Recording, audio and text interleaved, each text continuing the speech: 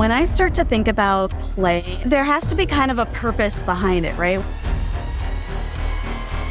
And the more I think about it, I think about what we did as kids or what kids do, right? And play is so important for children. I feel like we have to put on, I've been calling it the mask of seriousness that we wear at work. And it's probably our job title, right? Like, why do we place these rules on ourselves?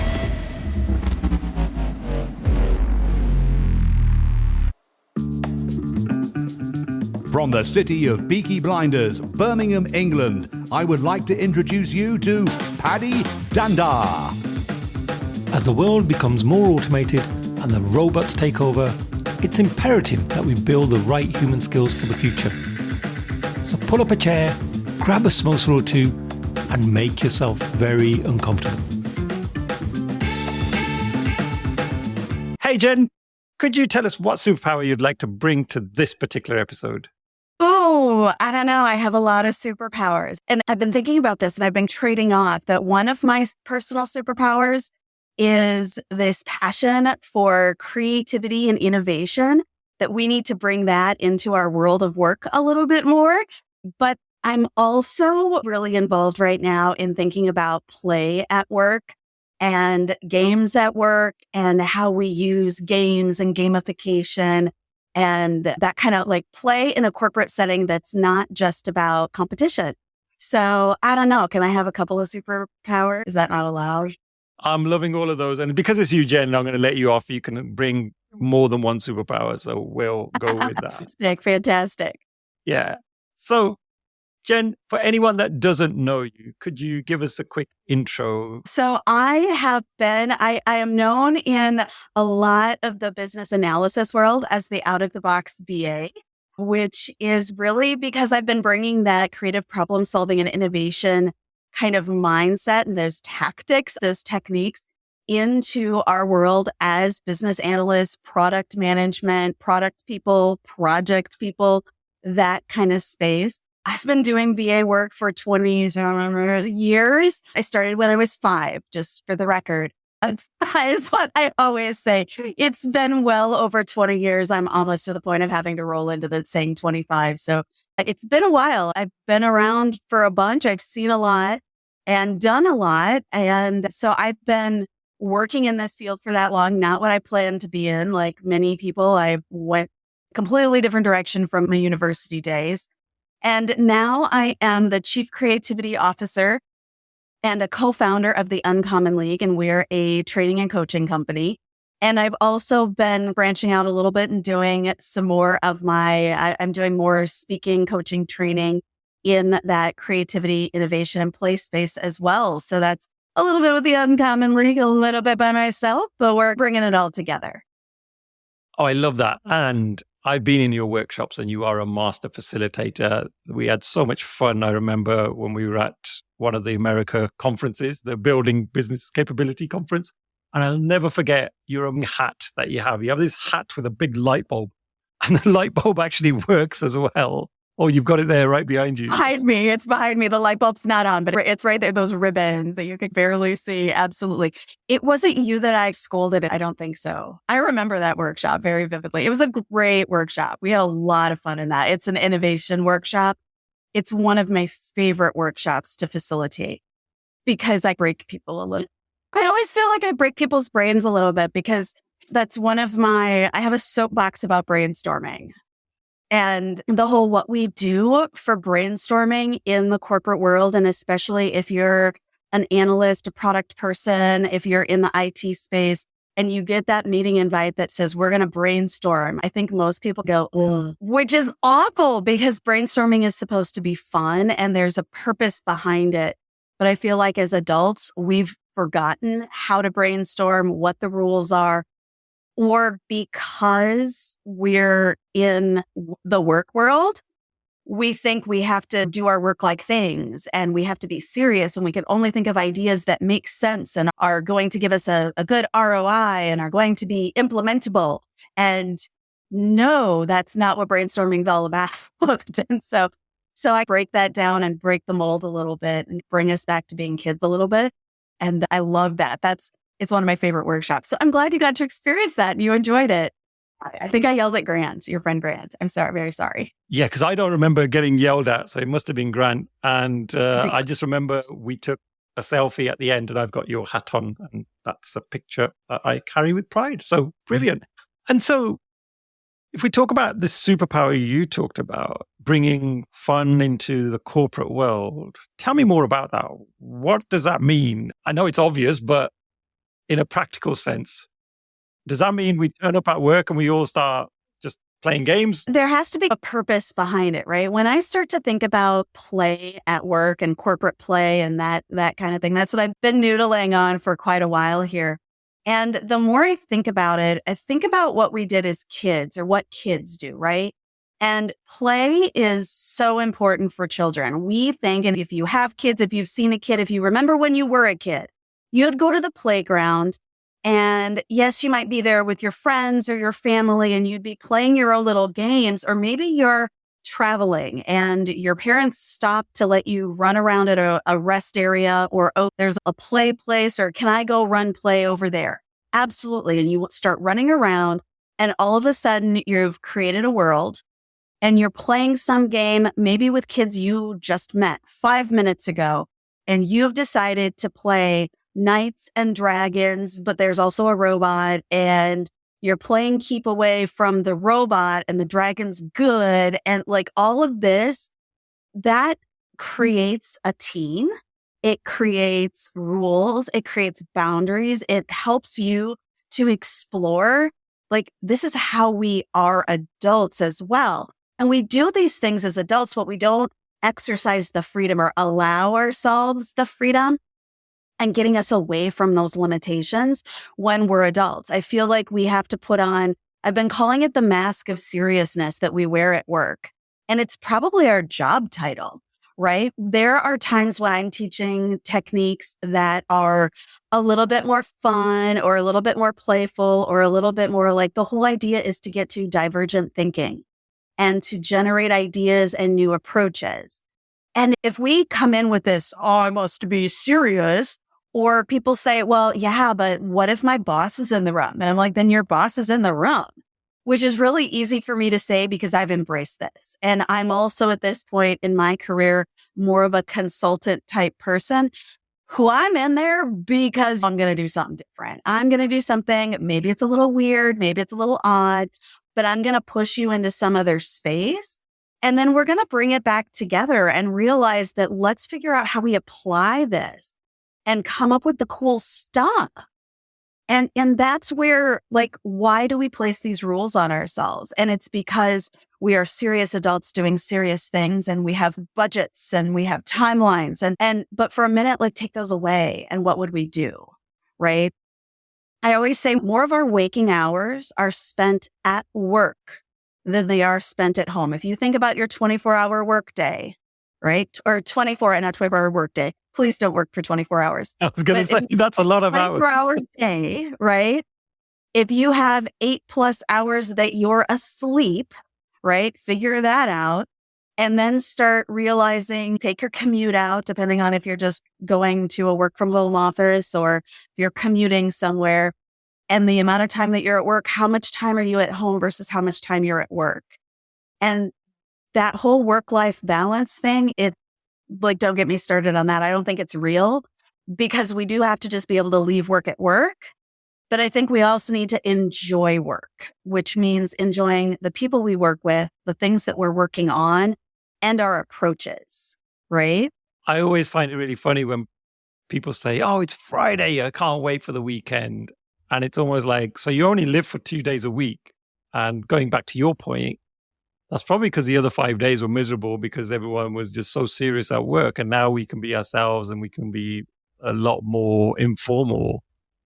But if we had some of that throughout the week or sprinkled throughout the week, wouldn't that be great? But like, why do we create this? Like, we're talking superpowers, right? We go to work and we're Clark Kent, right? And we have to be serious, and we have our very serious glasses on, and we do our very serious things. I know. I am not even wearing a suit. I how many superhero shirts do I own? And I did not wear one today. I did bring my game jersey with me though. I'm so disappointed, Jen. Oh my God. I know. I did bring hang on though. Oh, nice. So you're holding up a top saying Analyst 23 and BADASSBA. Can you say that word? You probably can't say that word, can you? I was going to wear that one. Yeah. That's the other little title that I've taken over a little bit because my business partner and I together used that umbrella. And that umbrella, I'm trying really hard not to say the word because normally I do. And if Patty didn't say it, I won't either. But a lot of that is being willing to stand up for what's right. As an analyst, sometimes we're shoved down the totem pole a little bit. And I know there are a lot of analysts out there who are fighting to become more than scribes. Our jobs are important, and what we do, the questions we ask, the things that we focus on, it's really important work. And when you take on some of those superpowers and be willing to speak truth to power, to do the right things, to question everything. I've questioned whether an entire project should be done. Why are we spending our time and money on this thing? And if that made people go, oh my gosh, absolutely. It gives me a pit in my stomach when I think, oh my gosh, I can't believe I just said, why are we even doing this? And if we don't have a good reason, and if the reason is, well, because somebody requested it, if they don't have a good reason, why are we spending our time and money doing this? We're just wasting time. And if we're not invested, that's the other side of it, right? All of the seriousness that we come down to, we have to do it because it's the law. We have to do it because audit said so. But why did audit say so? Right? I've gotten into fights with audit. We shouldn't discuss those. I feel for you because I used to work for an investment bank, and group audit were pretty important. So we had to listen to them. They were like the police. So yeah, we talk about bringing fun into work. Could you give us some practical ways how we could do that? Is that through certain activities that we run? Is that through the way we engage with people? How do you do that? Gosh, there are so many ways. First, you have to decide how you personally want to approach it and how far you're willing to go. I'm willing to be a little bit ridiculous. And because I always say the whole thing, we spend a lot of time at work together, we should enjoy it. And similarly on projects, if we try to be formal all the time, sooner or later, you can't do this Clark Kent versus Superman kind of a thing. In reality, if you think about Clark Kent versus Superman, Clark Kent did have, he was definitely Superman just with glasses. He still had a driving force and he still had the morality, all of the stuff that drove him to be the good person that we all think about from that perspective, right? He was still the same person. He just, sometimes he had the glasses and sometimes he didn't. All of us are really like that. And when I first started my role as an analyst, I was very serious, very detail oriented, very formal and in everything that I did. But then I'd go home and I would turn into this creative person. I volunteer with creative endeavors. I do all of these other things. And it was the day that I decided to bring both together. And why can't I do this other thing? And so that's when I started, how can we enjoy this a little bit more? And so some of the fun at work, a lot of people, the first step is something like team building. And I hate to start there because a lot of people start there and then they're done. Let's do the game to do team building. And it might be, let's do the team lunch and go to an escape room, or let's go play basketball together, or go to an arcade or laser tag or whatever. Pick your favorite corporate outing that is a game that 9 times out of 10 turns into a competition. And some people take it way too seriously and some people hate it. You can think of all of the things that are wrong with this. So fix it. Right.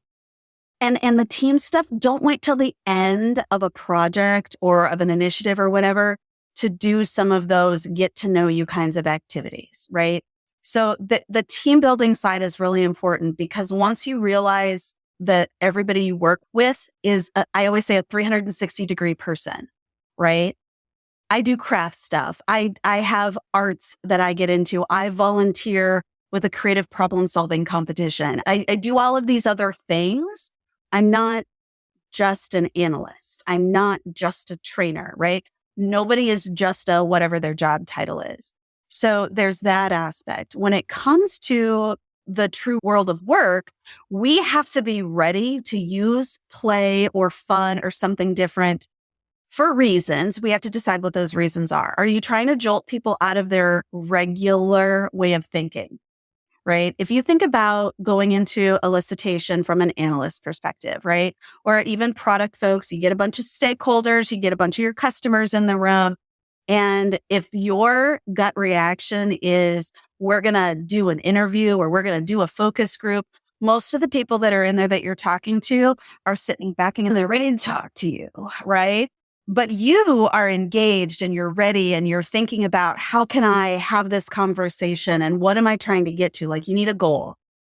You need to figure out what's holding us back. And some of this, it's as simple as sticky notes. It's as simple as creating a world that we can explore in whatever this amount of time is to learn, to solve problems, or maybe sometimes play is to get away from a problem so we can solve it, because your brain keeps working on it while you're doing something else. And we forget about that. Like, go do something else. That's why being on multiple projects or having multiple activities is actually a good thing, because your brain is still working on whatever you walked away from as you focus on the other thing. It's all about creating engagement in a different way. When we say we want to bring some fun into work, the first idea that comes into most people's minds is that team building outing, going bowling or whatever that is. So that's super interesting that you say that. And then the other point you mentioned there about, if you ponder over something, you're more likely to come up with creative ideas. And the whole thing about brainstorming as well, honestly, I feel the same. It's like, even if you've had a hard day's work, you've had like multiple meetings all day long, and then it gets to the end of the day and a leader goes, everyone, right, we're going to get really innovative now. For the next 30 minutes, I want you to brainstorm your best ideas. Yeah, just switch on that switch, that creative switch. Yeah. And I just think there's a better way to do it. How would you do that? What's a better way to do brainstorming? Because I have my ideas, but you're the expert in this area, and I'd love to hear you. So my favorite way, my favorite thing to talk about with brainstorming is, first, warm up the group, which means do something that is going to allow people to be creative, weird, in whatever that has nothing to do with the problem you're trying to solve. And it should be something that is low difficulty, like something anybody can do, right? And I'll show you my favorite one in a second, and you've done this because I did this in the workshop, and it is my favorite, super easy, because you can do it at any time. If you have the same group of people, quite often you're going to have to change this up, but I give this one as a great warm up, and I have a bunch of them that I can do, but this one is a super easy one to start with. So I always say, warm people up first. Then help people to remember what brainstorming is all about.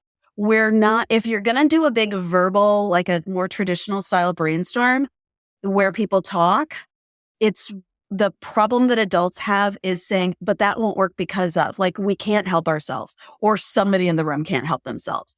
Or the first idea is like, oh, I never thought of that. That's really good. Like, let's keep talking about that. Not now. We're going to time box this. So you're essentially going to have an agenda for brainstorming. You're going to have a facilitation model that you're going to use that allows people to generate ideas, to explore and discuss and bounce around a little bit more and figure out what's going to work for the people who are in that room. And brainstorming should not be like, oh my gosh, if I had $1 for every time I got one of those brainstorming meetings that said, we have an hour-long meeting and it's a brainstorming session. And they literally thought we were going to brainstorm for an hour. You can't do that. It's too much time, and the creativity is gone before it's even in the door. Because the time limit, time boxing people, is what freaks them out. Because adults also get naturally competitive. So if you tell them a bunch of rules, and if you break people into teams, even if it is low stress, low whatever, all of a sudden, people are going to want to win, even if I say it's not a competition. Oh, they want to win anyway. There's a little drive that happens there, right? We also have to think about others who may not thrive. Like I thrive on this level of chaos. I love out loud, chaotic brainstorming. That is totally my jam. I can adjust to that by doing something like sticky notes and doing some of the silent storm related stuff and whatnot. So warming up. You want to hear my favorite warm up? Let's see if I have. I'm looking on my desk. Okay, we'll go with this one. All right. It's a pen, right? Simple pen. Everybody has one. You have one on your desk, right? So for this simple pen, if I can, I like to break into 2 small groups if I can. About 5 people or so is pretty good for this. Trying to do this with 20 people is not going to go well. Break people into smaller groups, and then you get that competition piece. And you're going to give people a minute. Well, you have to set up. Sorry, I'm out of order here. The setup is to have one person in each group write the alphabet on a sheet of notebook paper. You could do it on a whiteboard if you wanted a flip chart or whatever, but write down the alphabet, 26 letters, right? And then you're going to give 2 minutes to come up with uses for this pen. Everybody understand? Patty's already nodding. Patty knows. Even the dog understands. I can hear the dog in the background as well. So yeah. You can hear, crypto wants to come in and say hello to everybody. And yes, crypto partially like the currency and partially because of Superman's dog. Last name Battan, we get a lot of Batman. We get a lot of Batman comments. He's literally at the door and is trying to figure out if I'm going to let him in or not. And I am not. Oh. So 2 minutes, right? To think of uses for this pen. And what most people will do, and so I've done this a lot. And as the facilitator, you then need to stop talking. You need to back up. You need to just let the teams do the thing. And your job is all about timing. Now, when I do this in workshops, I will give a hint to each group. I'll go and look and see where they're at, how many letters they've already filled in. So the idea is one letter, it has to start with a letter of the alphabet. Most people are going to run to W and write. They're going to put down writing, right? There's always a group that goes a little negative and they go stabby. Might go stabby, they might go murder. I go stabby because then I can go mustache. Depending on, I also do the hair accessory, right? And now I have a pen stuck in my hair that I'm not going to be able to get out. But people will look for, some of these are common answers. And I want people to go further because if you're sitting there thinking, oh my gosh, what am I going to put down for Z? What am I going to put down for Q? Now, some folks will go down a path and see the thing is that 2 minutes forces you. And if your goal, because at first you're like, 26 ideas, this is going to be fast. But that letter starts to like give you a rule that starts to bother you. And sometimes you can get a little wild and crazy. People will look for verbs first. My favorite Z, I think I did this in your work. This might have happened in your workshop and it just popped into my head at one point and I did this. Zero gravity tester. It works. We still have gravity. But now I have a Z for a use for a pen. And when you get into stab, or I'm sorry, I always go for the violent one, right? If you start to think about hair, the hair accessory or whatever else, earwax remover, right? Yes, it's silly. That's the point. Yes, it's different. I never said it had to be a verb. I never said it had to be something you'd actually use or could we take it apart and use this as, this is a diving board for an ant. Okay, there you go. Whatever it might be, this proves that we can come up with something new and something different. It forces us, and if we're doing this out loud, we're going to start to bounce ideas off of each other. We're going to start getting into that chaos. So that to me, the first thing to do is always a warm up. I love the pen. You can do the same thing with a cup. Like a coffee cup. I don't have a cup. I wouldn't use this cup personally. I prefer to use a coffee cup with a handle, an empty one. I highly recommend it be an empty one, but do some sort of a warm up that can get folks into the right mindset. Then with the rest of your activities, whatever it might be, they're already thinking about, there are rules in this world that I can ignore, right? Think about going to the movies and watching a superhero movie, right? Or any other movie that you go to. think of how they talk about in the old school, like 80s and 90s. Remember that voiceover movie guy? That one particular like narrator who would say, in a world where whatever, setting a stage. That's what you have to do, right? So at work, if you can set the stage, and my favorite, and again, a super simple one, is if time and money didn't matter, what do you want to do? Now, that's also the way to give a project manager a heart attack. So either you warn them ahead of time or remind the folks that for right now in this room, we have no budget, we have no time limit, but it's us. We can do whatever we want. What should we do? Essentially, we're saying, what are the requirements? Because we have trained, I don't know about you, Patty, I feel like we have trained our stakeholders to only ask for what they can get and not to think beyond. And when we can get them to think beyond, if they could do anything, but oh gosh, if only we could.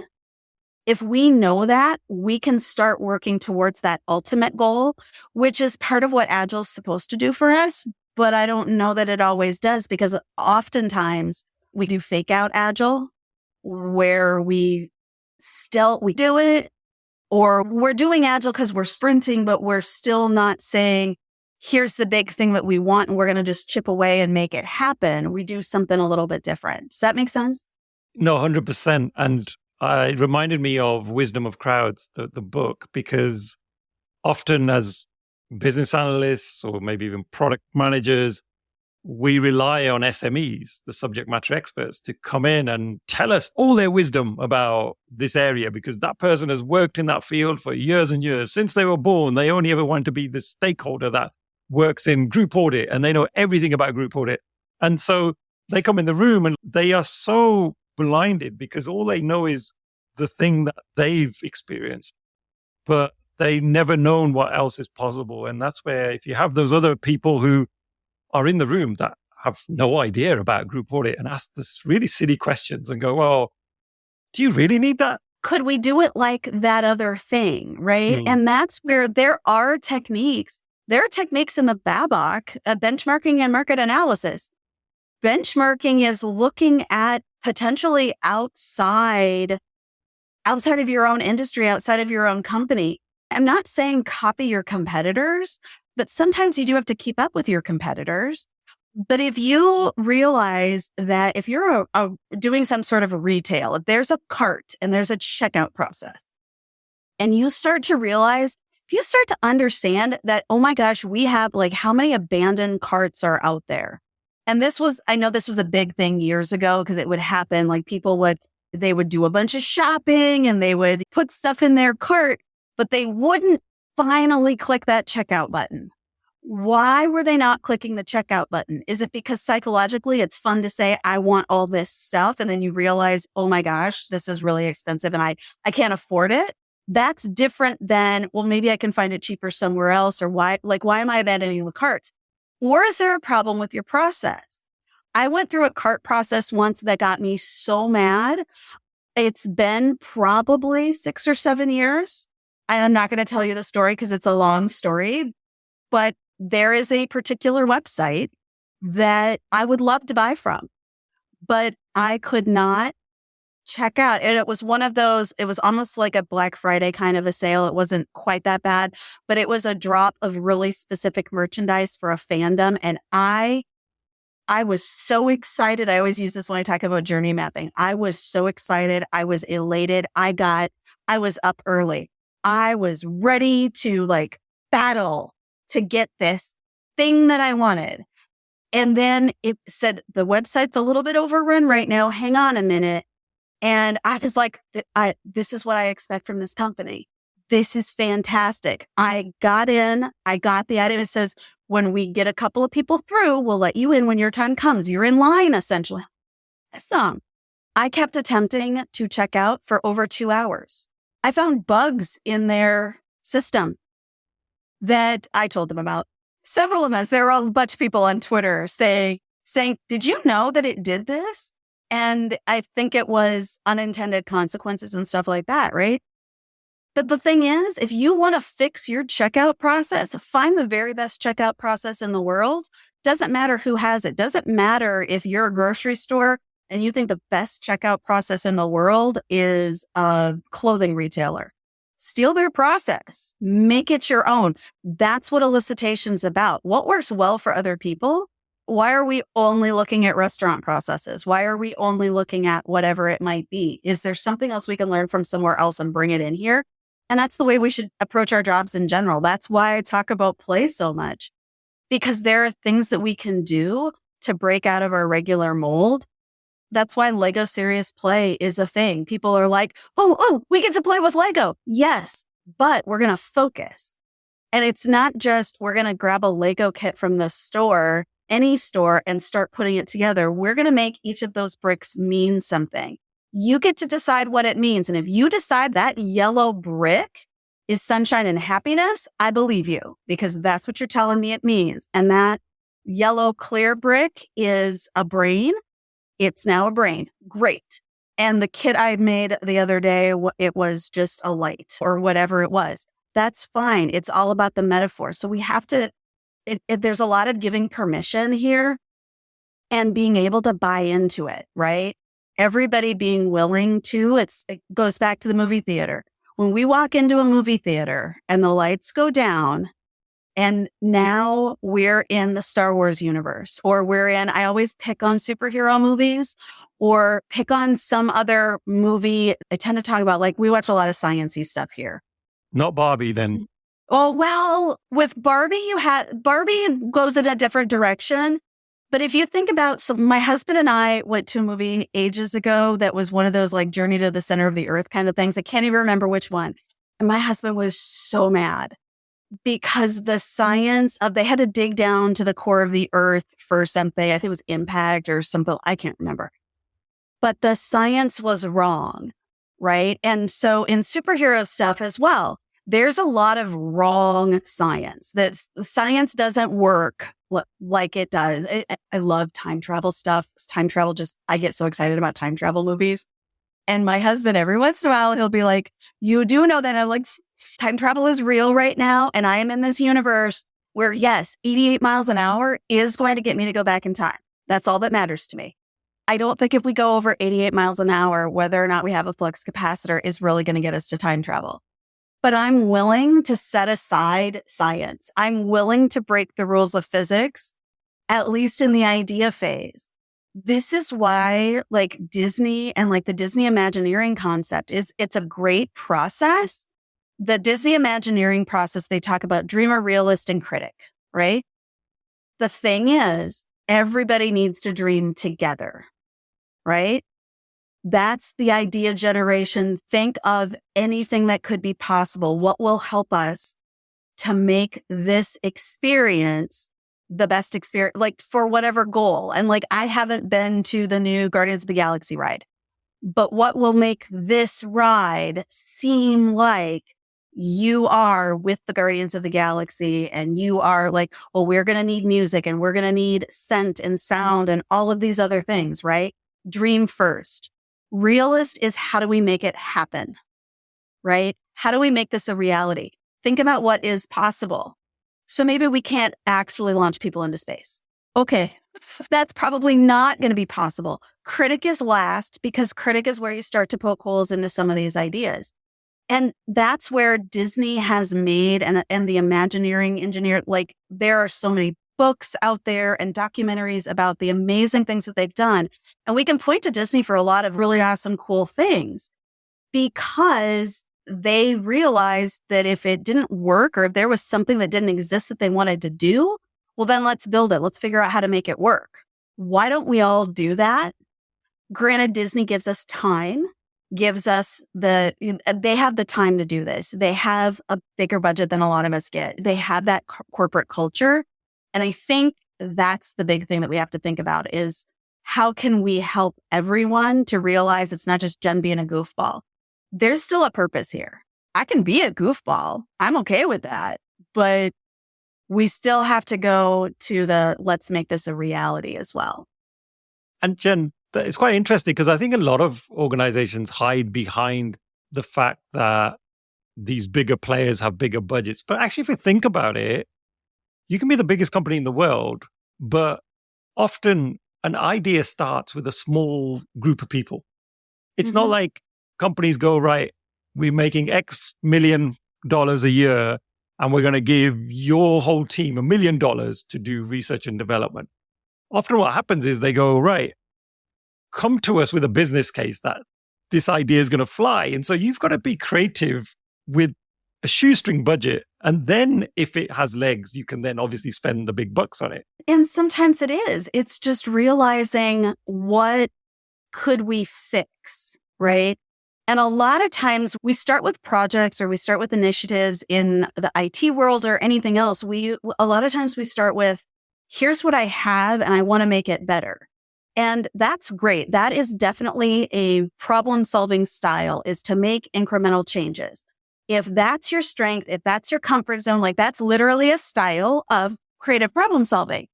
I want to make incremental changes. That's awesome. There are other people out there who don't care about incremental changes and they want to disrupt the industry. They want to change everything, right?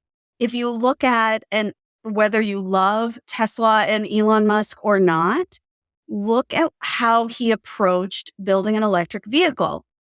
There are auto manufacturers that looked at a car and said, okay, so we've got this gas guzzler and we want to fix this gas guzzler. We want to make this into an electric vehicle.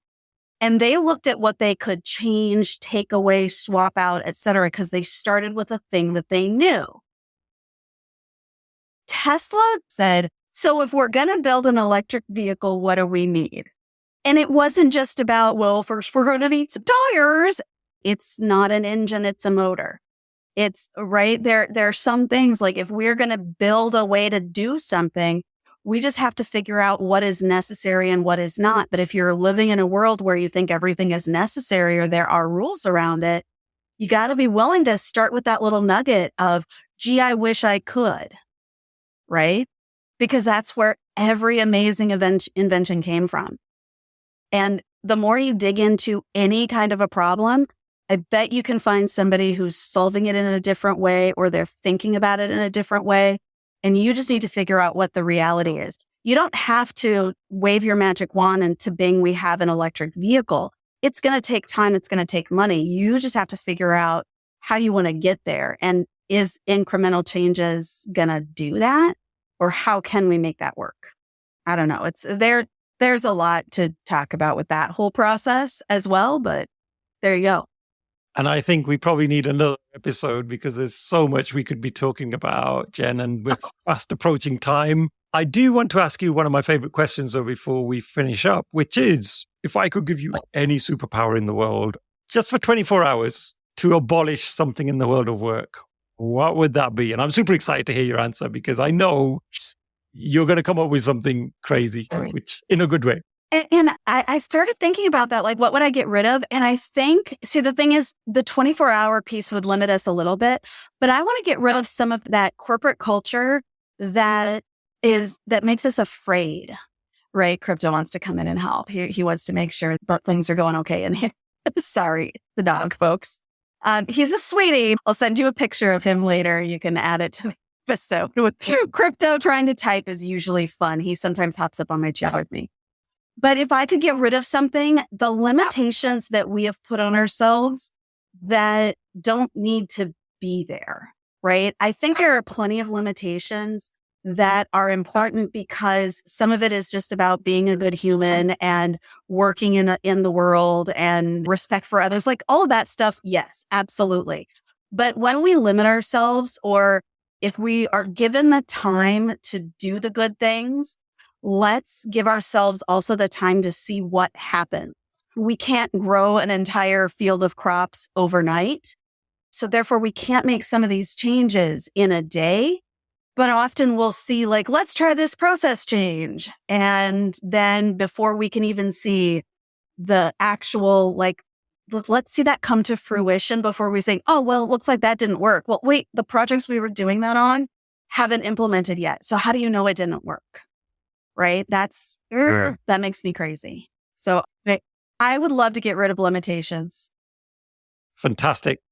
I love that. And I think the more of that thinking it would make the world a much better and healthier place. So yeah, we're going to do that. Let's do that for 24 hours and then see how we go. Do it. Yeah. And if things go crazy, then we'll come back and stop because it's only 24 hours. And Jen, just before we go, could you let our listeners know how they can get in touch with you and if they can get hold of any resources and also any recommendations for anyone who's interested in this subject matter? I have a lot of stuff that I super duper love. Well, if you want to get in touch with me, find me on LinkedIn. Tell me you met me through Patty. That'd be fantastic. I am happy to link with folks. I love talking about this kind of stuff. So you can always find us at theuncommonleague.com. We've been doing virtual training since 2015. So we try to have some fun with it, not just the pandemic. We've been doing this for a while. So we try to create engaging virtual courses as well. We are the techniques people. So if you want to see some ways to take some of those analysis related techniques and turn them into a little bit more fun, a little bit more collaborative and engaging, we're totally there for you. We do have a techniques book that's available on our website. It will only ever be a download. It currently has in the 120 plus ish range of techniques. And it's not just a, hey, here's some techniques and why you'd want to use them. It really does give you, hey, here's a technique and why you want to use it, and then some how to, as well as my business partner, Bob, and I arguing with each other through the pages as to which techniques are good or bad. There's one that I said, I hate this technique and never use it. And that was just me. But it's a little bit more cheeky. The introduction is super important though, as well. So don't skip that and dive just into the techniques. If you're looking for some other ways to collaborate and you just want to dip your toes in a little bit, check out gamestorming.com. And there's also a game storming book, but the website gives you can search for, they have categories for games to begin, games to make decision, games to explore certain things, like different topics and whatnot. And they really do give you some how-tos. I think some of their rules about how many people should play and how long it will take, I think you can break those. But also realize that you can break the rules of the game anytime you want, right? That's the other thing. And maybe this should be the thing I should have abolished. Don't worry about asking for permission with some of this stuff. Ask forgiveness instead. If you want to try a new technique, go to Game Storming, find something. Hey, this is a way to make a decision. Cool, let's try it. Practice it, give it a try, see what happens. That's my advice. Oh, I love that. Thank you so much. Yes, and Game Storming is an amazing website. I think they're due to publish a new version at some point as well. I think it's in the making, isn't it? I think they're getting really close. They do have game storming facilitation sessions that you can actually sign up. And I did go through that set of that coursework, and they did it all virtually.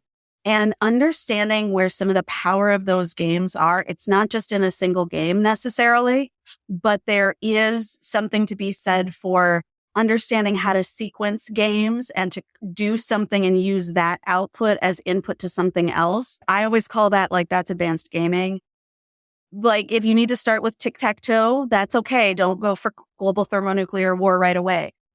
Start with something easy, start with something simple, start pushing people out of their comfort zones and realize you might have to make adjustments. And this is the kind of thing that, like you said, Patty, we could talk for a long time, but that's okay.